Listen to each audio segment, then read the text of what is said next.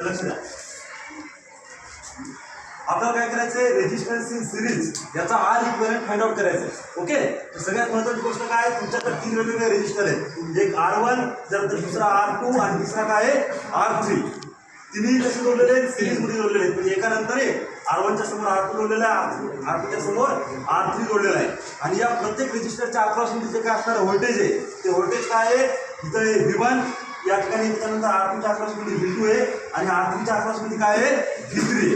Okay, आणि circuit complete करण्यासाठी काय केलेलं आहे, या ठिकाणी एक सेल लावलेली आहे, निगेटिव्ह पॉझिटिव्ह, त्याच्यानंतर एक की लावलेली आहे आणि कीच्या समोर काय लावले, एक ॲमीटर लावले. त्याच्यासाठी या पूर्ण सर्किटमध्ये असणारा जो काही करंट आहे तो करंट मेजर करण्यासाठी. पूर्ण सर्किटमध्ये असणारा टोटल करंट जो काही आहे तो काय आहे, कॉन्स्टंट आहे, त्याच्यामध्ये कुठल्याही प्रकारचा चेंज नाही. पण टोटल सर्किटमध्ये असणारं जे काही व्होल्टेज आहे ते व्होल्टेज काय आहे, पहिल्या याच्यामध्ये V1, दुसऱ्या याच्यामध्ये V2 आणि तिसऱ्या याच्यामध्ये V3. म्हणजे पूर्ण या सर्किट डायग्राममध्ये असणारं तुम्हाला व्होल्टेज फाइंड आउट करायचं असेल तर तुम्हाला काय करावं लागेल, V1, V2 आणि V3 या तिन्ही व्होल्टेजची बेरीज करावं लागेल. ओके, त्यावेळेस तुम्हाला काय मिळणार आहे, total voltage in the circuit. तर आपल्याला काय करायचं आहे, आता साधी कन्सेप्ट आहे, लक्ष द्या. आय म्हणजे काय, टोटल सर्किटमध्ये असणारा कॉन्स्टंट करंट, तो त्याच्यामध्ये कुठल्याही प्रकारचा बदल होणार नाही.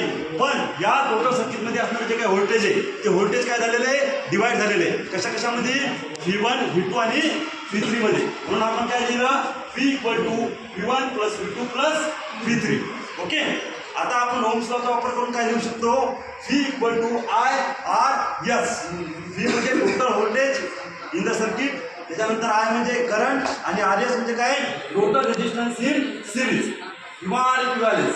त्याच्यानंतर पहा, ओम्स लॉचा वापर करून आपण इथं ज्यावेळेस या पूर्ण डायग्रामचा विचार करता त्यावेळेस तुम्ही काय करायचंय, फक्त एवढ्या सर्किटचा विचार करायचा. ओके, या रेजिस्टरच्या अक्रॉसमध्ये असणारा व्होल्टेज V1 आहे, या रेजिस्टन्सचा रेजिस्टर R1 आहे आणि या रेजिस्टन्समधून पास होणारा करंट काय आहे, I आहे. तर तुम्हाला काय मिळते, ओम्स लॉनुसार V1 = I × R1.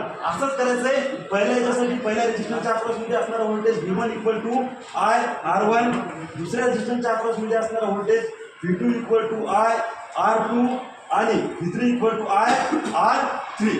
आता ह्या आलेल्या ज्या काही व्हॅल्यू आहेत V1, V2, V3 च्या ह्या व्हॅल्यू कशामध्ये प्रूव्ह करायच्या, इक्वेशन नंबर 1 मध्ये. ओके, तर प्रूव्ह केल्याच्या नंतर काय होतं, equation number 1, IRS = IR1 + IR2 + IR3. Okay, so that IRS = I × R1 + R2 + R3. दोन्ही साईडना करंट सारखा आहे त्यामुळे कॅन्सल होईल.